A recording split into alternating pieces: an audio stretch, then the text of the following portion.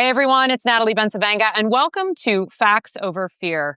You guys, I am so honored and thrilled for my guest today, independent journalist Nick Valencia. Nick, thank you so much for being here. Truly, I'm really excited to have you. Thanks for having me. It was great to meet you in Chicago at the conference. I know, it was so great to meet in Chicago, and I was really inspired by the work that you're doing, in particular with immigrant rights and communities and being a watchdog for the First Amendment, and of course, everything that's going on with surveillance and policing. You guys, those are all the topics that we're going to touch on somehow in the next about 20 minutes or so. But Nick, I wanted to start things off right before we jumped on. I saw this comment on social media and I was like, ooh, I just want to get some thoughts because I feel like this really sets the stage for us. On Tuesday, Trump's border czar, Tom Homan, said more mass deportations are coming. He was speaking at a border security expo in Phoenix, Arizona, where people were, get this, Nick, they were upset that it seems as though ICE has sort of ramped down some efforts recently. And he added, "You ain't seen shit yet." He also commented on how ICE was going to flood the zone. With everything that you're seeing right now, Nick, doing this work around the concept of ICE's behaviors towards immigrant communities, do you feel as though things have been ramping down? No, I think there's a messaging it's ramping down. And honestly, I think, I have a theory that I think these videos, they did hit sort of a stall after the death of Alex Pretty and the death of Renee Good, their killings. And then, more recently, these videos have started to pop up, not just from one area, but like really all over in places that we don't typically see them, places like Portland, Maine, places like Vermont.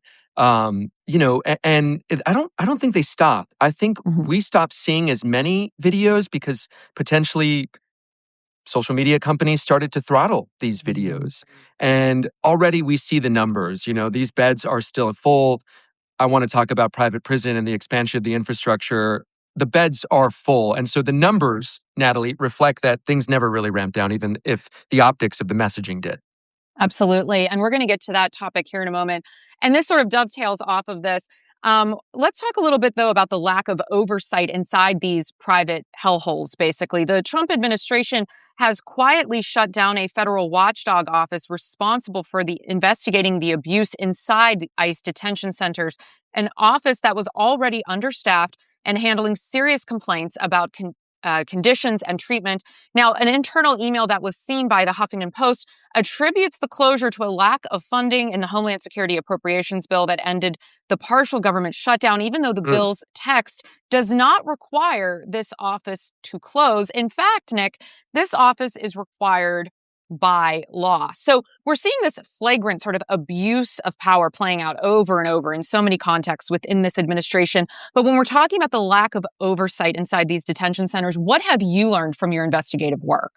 Yeah, there is no oversight or regulation. And it's like they're policing themselves, right? They're policing themselves or they're regulating themselves. And we see this, and the rules have really changed. I give this example, Natalie. I went into one of these facilities, Camp East, Montana. It's the largest by number detention facility in the country. It's just outside of El Paso. I went in as an interpreter. I never misidentified myself. I said, look, if they ask me if I'm a journalist, I will volunteer. But this lawyer, he has a client that speaks Spanish. He has asked me to come in. We didn't set this up in advance. I went in. Long story short, I came out and I talked about what I saw on my social media. Local news got a hold of it. It got amplified. They told me about a rash that was spreading in their facility. The doctors had seen these women who testified to me, who talked to me. That rash turns out to be measles. They were dealing with a measles outbreak that was officially diagnosed because of what we saw in there and what we talked about. But that wasn't what the official line was from DHS. They said it was a fungal infection. We're talking about measles. We're not talking about a fungal infection. We're talking about one of the most viral infections there is out there. Things that could be treated if they're nipped in the bud right away. Cruelty, though, we see is the point, which is why, look, we've heard these stories countless times of doctors. What happened to do no harm? That doesn't exist in these facilities if we're talking about this in broad strokes. Doctors often, what we're hearing from the stories is they tell the migrants or these pretrial detainees that they would get the care that they need if they just deported back home. If you're just joining me, I'm Natalie Bencavanga. I'm with Nick Valencia. He is an independent journalist and an amazing one at that. And we're talking about the abuses happening inside the ICE detention facilities. I want to add to that, Nick, because here in Pennsylvania, where I am based, we are dealing with Moshannon, which is one of the most horrific detention centers in the country. I was trying to get updates from one of my sources before we went live because there has been a hunger strike going on inside this detention center, and that is raising serious questions about how dissent is being handled behind closed doors. And this all started because of what you said. There were some health implications due to moldy food, worms floating in water. So detainees were vomiting a green substance. I had a doctor on my show recently to talk about that because the detention center is saying it's a common cold. And the doctor I had on said, that's absolutely not true. You do not vomit green substances from a common cold. So that took us down the rabbit hole of what is happening. Well, the last time I was able to get an update on this, which was last week, these inmates, there were over 100 of them the last time we checked that were on this hunger strike, are now in solitary confinement. And so this is all very concerning because this isn't just looking at this one space, but to your point, this is a broader pattern because of the lack of oversight, because of the lack of accountability, and because a lot of these spaces are now owned privately, which of course leads me to the work that you've been focused on lately. So can you talk a little bit about that? It is a pattern. It's a theme across the country, and it's the benefit of the CEOs at companies like CoreCivic, Geo Group, and LaSalle Management. They're three of the biggest private prison owners, and they're expanding. They get on their earnings calls and they brag about detention as if it's a growth sector and an unprecedented growth sector. Their stocks doubled after President Trump went into office. And look, if you think that this is about just one president, it's not. All of this stuff got expanded under President Clinton, under Democratic leadership, under Obama. It's really the president here now that's pulled the lever on all of this and used immigration as somewhat of a boogeyman for his supporters to launch in on his hateful rhetoric and speech. And then you have a guy like Stephen Miller who's really incentivizing these private companies, or is telling them, look, we will continue to hit this threshold of 2,000, 3,000 migrants, and then we'll give them to you. And what results is that people get detained. We see the shaky cell phone footage, and then they get into custody and the meter starts running. And what we learned from advocacy groups who deal with this more on a day-to-day basis, they added up the numbers and they found what they told us was between $27,000 and $35,000 per month, per bed, per person.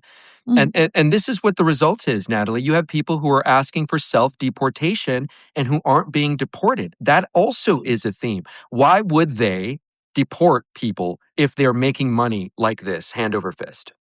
Bingo. And I think you really hit the nail on the head here. This is about exploiting already vulnerable communities for the sake of this cannibalistic capitalism. Yeah. And the bonus is people get to express their racism, their classism, all the other isms, right? The xenophobia, that they get to be their worst selves and profit from it. We have some nice comments here, but M. Hope is saying, Natalie and Nick, so funny because my brother's name is Nick too, so it's just funny seeing that. Natalie, Nick, this is horrific. It should be condemned. M. Hope also agrees. Miller is a ghoul. I think what really frustrates me about all of this, Nick, is just how open it is, right? This administration seems to have no sense of morality, no fear around any kind of repercussions. When you look at this from a broader lens, how does this concern you as it relates to other parts of our judicial system, of policing, of our surveillance? We're seeing Palantir getting into the game here. I mean, this isn't just going to stop with, hey, we're, putting bad guys in detention centers. Where do you feel this is going from what you're hearing from community members that you're talking with? Today, it's the undocumented. Tomorrow, it's the undesirable American. It's anyone who disagrees with the administration.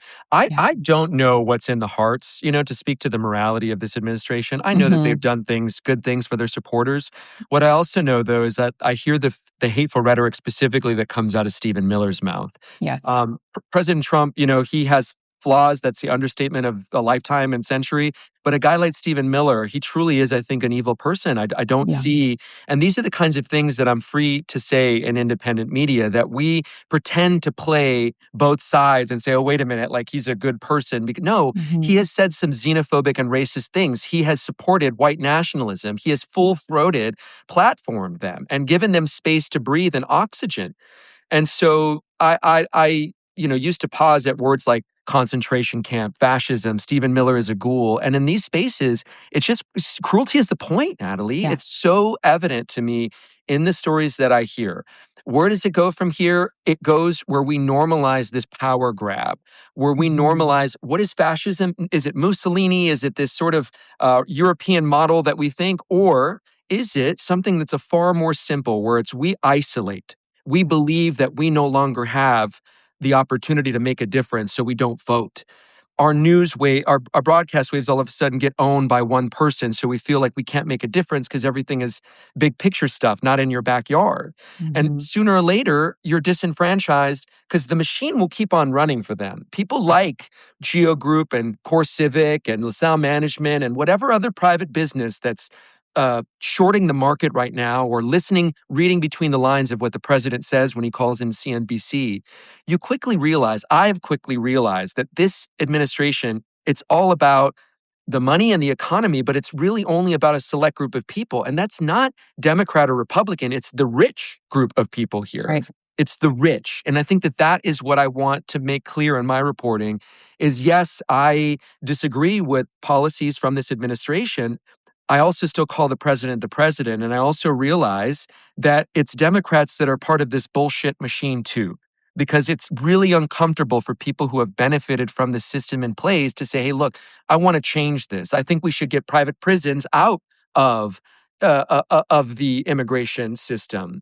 No, it's working exactly. That's what my investigation discovered. Is my big takeaway in the line from this, Natalie, is this industry is working exactly like it's intended to. And immigration is an industry. It's a growth sector. And that's the big shocking thing that should shock everyone, progressive, conservative, anyone who worries about where their tax dollars are going. Well, I really appreciate all of that. And that was one of the many reasons I wanted to have you on my show. I don't meet a lot of other independent journalists that sort of walk that line the same way that I try to, where you keep the decorum of the space that you're in, right? We use the proper titles.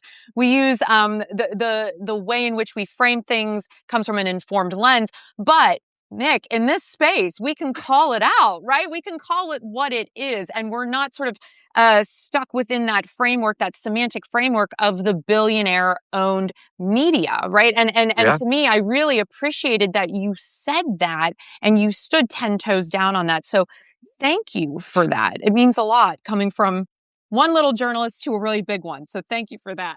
Well, we're all independent until we have to eat. And what I've learned in this space is that there's a lot of people who say they're independent, but they are making a lot of money behind the scenes and not disclosing who's paying them, right? Yeah. Or they're buddying up to a certain political party, and all of a sudden, whether they know it or not, their language that they're using in their reporting or their communication is being influenced by stuff. I spoke at the National Press Club on Monday to talk about, among other things, this new project that we're launching with Theory Media and Corruption Inc., the work that I'm doing.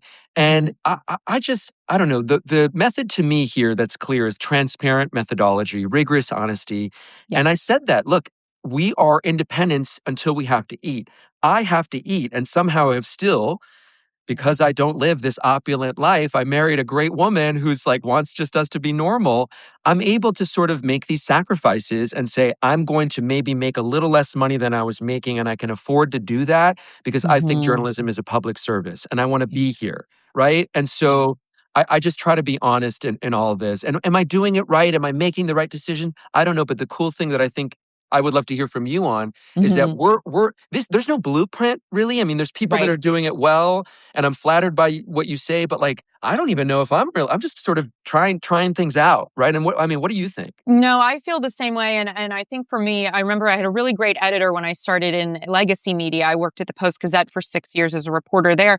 And I remember her saying to me, if you get called on the carpet, can you defend it? And I've always kept that with me as I've moved into independent work in the last 5 years on my own is as I'm working on a piece, as I'm about to hit send on something that maybe I was like, oh, I just want to comment on this.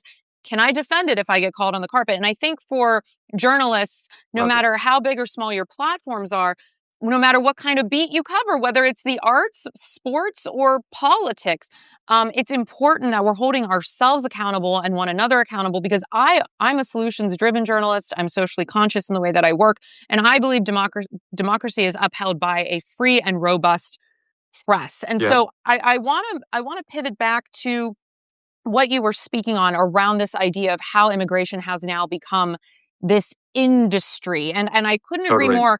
I read this report according to The Guardian, and I actually did a video on it yesterday, where a new ICE contract is raising serious questions about how the United States is tracking undocumented children, Nick, and who's being trusted to do it. Now, according to The Guardian's reporting, ICE has hired private security firm MVM Inc.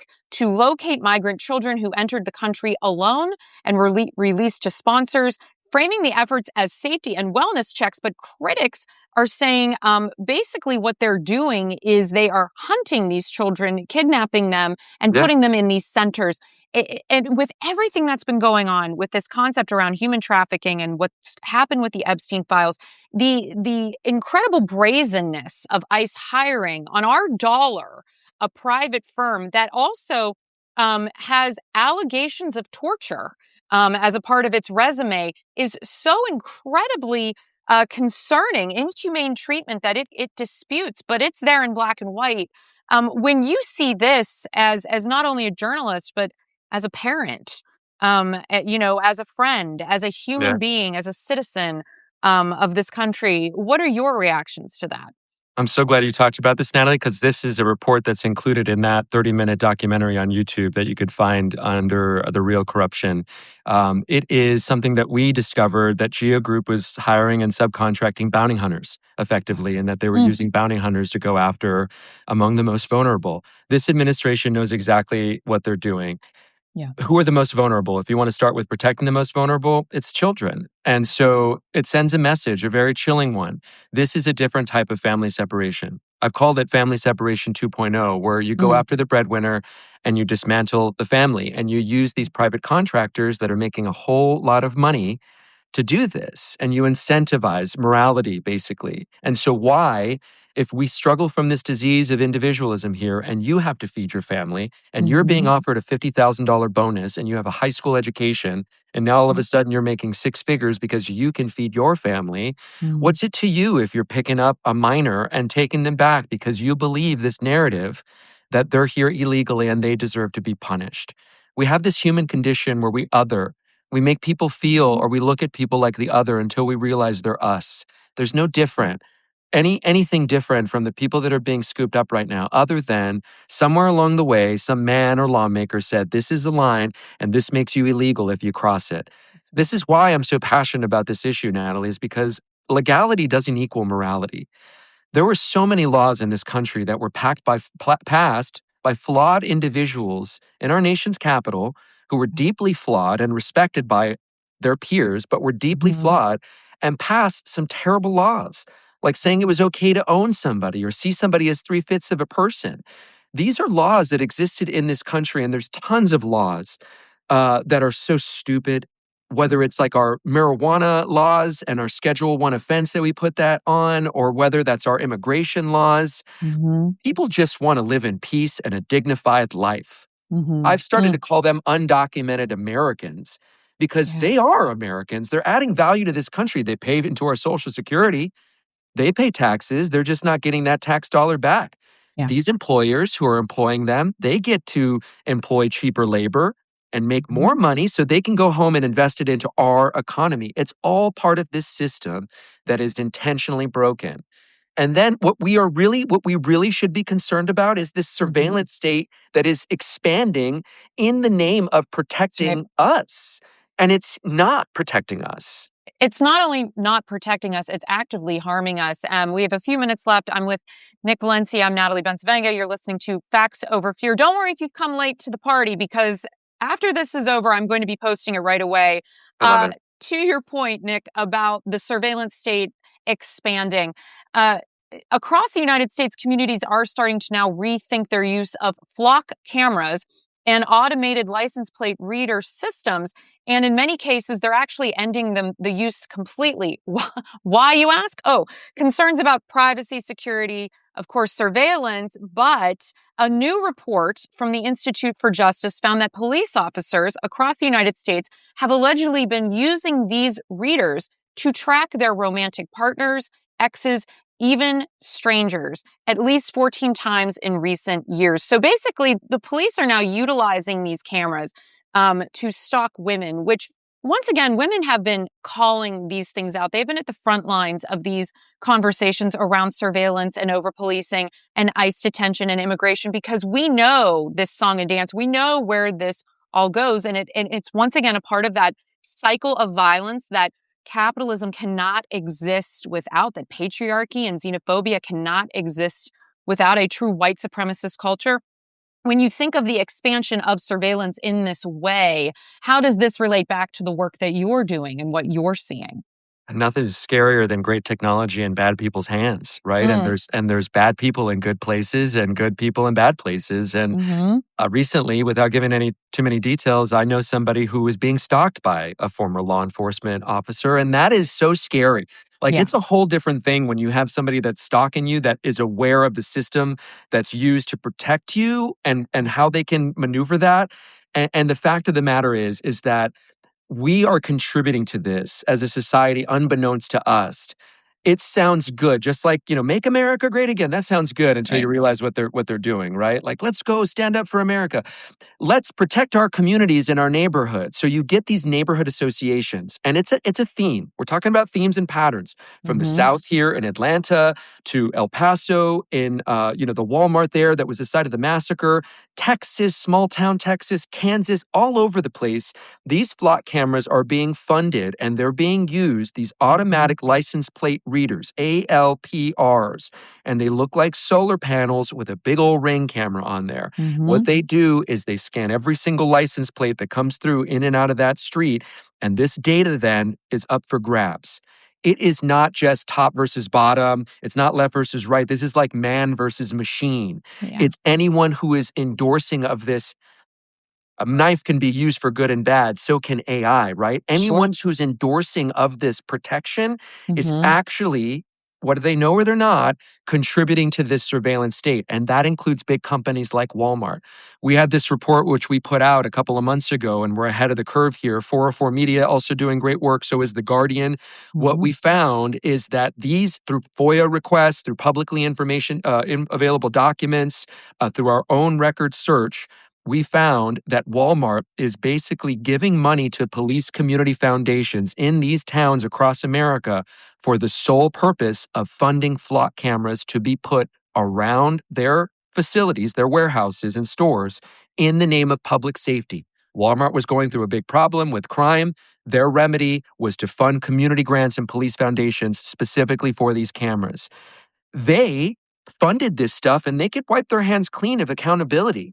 What happens with that data, though, ends up in the hands of ICE, and that ends up seeing what we see and the process that we see out there of all these violent videos. And guys, that really is the through line through all of this. That's the through line. All of this connective tissue really comes down to who is doing the policing of the police, who is regulating these types of institutions, and are they really necessary to have a safe and vibrant community?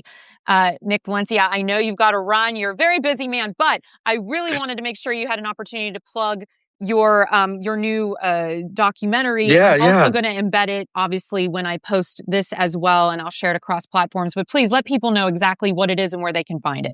We are launching a 3-part series showing that human beings really are the product, that we are a commodity, we're not really citizens. And the moment that we can't contribute to this country, we get tossed aside in the most extreme circumstances. What we're uncovering is that private businesses, from prisons to healthcare to the homeless crisis, all of it is benefiting a very small group of people.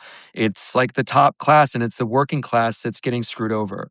I think we all understand that people from certain zip codes get screwed over, but now it's people like you and me, people who are watching this. We struggle from that disease of individualism, and unfortunately, it's not an I told you so, but more and more people are realizing that even the president that they supported is hurting them in some way, shape, or form. If you want to follow more of the reporting, you can go subscribe to The Real Corruption Inc. We're on YouTube. Substack, we just launched yesterday. Not a lot of followers on there. We want to boost that up. If you want to keep up with my reporting, I'm also, thank you, Nick, vertical. Yes, it is a vertical war. Hope, thank you, as always, for being and supporting us. If you want to follow my reporting, more of my vertical video originals, go to nickvalencianews.com. And I would be remiss to say before I go, rest in peace to Ted Turner. He was a true visionary, and he died earlier today. A quick story, my first official day at CNN, where I worked for 19 years, I started there March 6, 2006. That was the official last day of Ted Turner. That weekend, he was voted off the board. And I always thought it was so weird that he had to knock on the door of the house he built. But every time I saw him, it was like, there goes the guy that saved democracy. And I don't think that there's going to be another guy like him. So rest in peace to Ted Turner, a true visionary. God bless him. Well, thank you so much. Thank you. No, thank you. I really hope you'll come back. We have so much. Absolutely. This was wonderful. Thank you to everybody that joined us. I'll be posting this, like I said, if you came late to the game. And as always, everyone, until next time, take care of yourselves and each other. Thanks, Nick. Bye. Bye.